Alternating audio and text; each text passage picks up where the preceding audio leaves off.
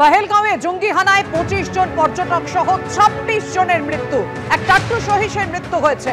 জম্মুতে high alert. স্পর্শকাতর এলাকায় হোটেলে তল্লাশি চলছে পুলিশের। জঙ্গি হামলায় মদতকারীদের লুকিয়ে থাকার আশঙ্কা করা হচ্ছে। বাস স্ট্যান্ডের কাছে হোটেলগুলোতে একেবারে কড়া নজর। জম্মুর বাস স্ট্যান্ডের কাছে সন্দেহভাজনদের জিজ্ঞাসাবাদের পর্বও চলছে। অর্থাৎ বুঝতেই পারছেন অল আউট অ্যাকশনে ভারত।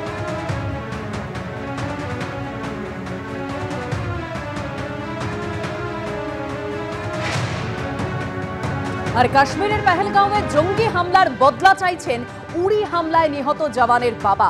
বারবার পাকিস্তান মদতপুষ্ট জঙ্গিরা হামলা চালিয়ে কেন পার পেয়ে যাবে প্রশ্ন নিহত গঙ্গাধর দলুইয়ের বাবার। 2014 সালে জগৎবল্লভপুরের নিমবালিয়া গ্রামের যুবক গঙ্গাধর দলুই যোগ দেন ভারতীয় সেনাবাহিনীতে। 2016 সালে কাশ্মীরের উড়িতে পোস্টিং হয় গঙ্গাধর দলুইয়ের।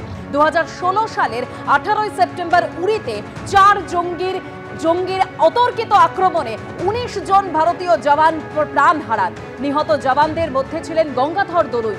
পাকিস্তানের বিরুদ্ধে বদলা চাই। বারবার জঙ্গি হানায় কেন আমাদের লোকেদের প্রাণ যাবে? আমার ছেলের প্রাণ ওরা কেড়ে নিয়েছিল। পহেলগাঁও কাণ্ডের পর তীব্র ক্ষোভ গঙ্গাধর দলুইয়ের বাবার। কাশ্মীরে যেটা এখন হয়ে গেল 26 জন যে মারা গেছে, ওদের ওই এরাও জঙ্গিরাই মেরেছে। এখন পাকিস্তানের সাথে ধ্বংস করে দেওয়া উচিত। এই যে ঘন ঘন হয়ে যাচ্ছে, ওই ওদের তো কেউ মারা হয়নি। ওর দিনকে তো আমাদের ভারতের লোক যেহেতু মারেনি, কিন্তু সেরকম তো শোনা যায় না ওর দিনকে ওদের জায়গায় যে মেরে এসছে। চলে যাচ্ছে কেন?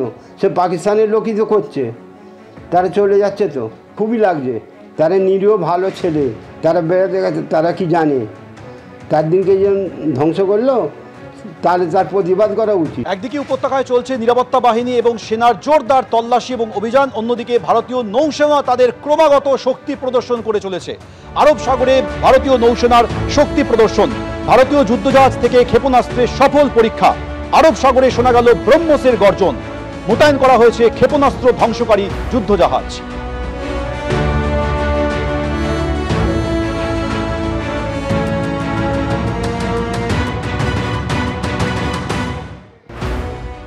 এটা কোনো সার্জিক্যাল স্ট্রাইক বা পাকিস্তানের বিরুদ্ধে প্রতীকী প্রতিবাদের সময় নয়। এটা পাকিস্তানকে উচিত শিক্ষা দেওয়ার সময়। পোস্ট অভিষেক বন্দ্যোপাধ্যায়। ওরা যে ভাষা বোঝে সেই ভাষায় পাকিস্তানকে জবাব দেওয়ার সময়। এটাই পাক অধিকৃত কাশ্মীর পুনরুদ্ধারের সময়। পোস্ট করেছেন অভিষেক বন্দ্যোপাধ্যায়।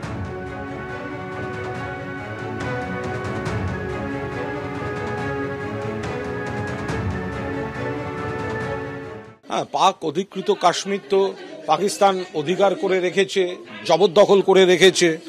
তো সুতরাং সেটা পুনরুদ্ধারে অভিষেক বন্দ্যোপাধ্যায় আমাদের সর্বভারতীয় সাধারণ সম্পাদক যে কথা বলেছেন, এটা তো একেবারে বাস্তব। যে এরকম টুকরো টুকরো কথা, এই করব, ওরা আবার একটা এই করব, একবারে মানুষের নানা রকম ভোগান্তি সাধারণ মানুষের। তো তার থেকে একেবারে একটা বড়সড় অ্যাকশন। তো সেক্ষেত্রে অভিষেক বন্দ্যোপাধ্যায় যে পাক অধিকৃত কাশ্মীর সেটাকে জবরদখল মুক্ত, পাকিস্তান মুক্ত করার কথা বলেছেন, তো সেটা তো একদম একটা ইতিবাচক সঠিক বার্তা।